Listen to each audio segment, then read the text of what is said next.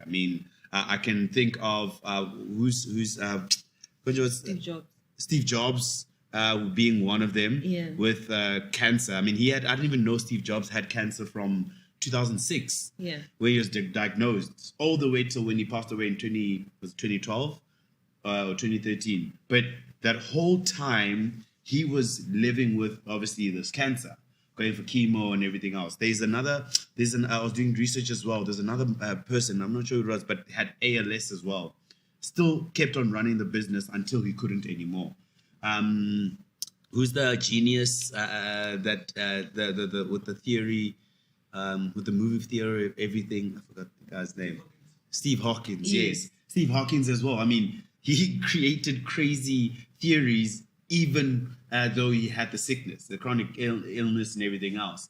And how, I mean, all of these people are people that overcame. Obviously, with cancer, it's a bit different because now you're dead if you get to a certain point, right? With Steve Jobs. But the others that have to live with it, have to live with the stroke, for instance, happening. And how I think one of the things that we again decided this will be an interesting conversation to have is how in now, obviously, after you've had the stroke, there's certain things obviously that we would want, and maybe the audience as well would want to actually understand how then, like, what next? Like, you go from there, you're being found, your wife comes, I'm guessing she takes you home to a certain point, you now get diagnosed or you had a stroke or something, then what?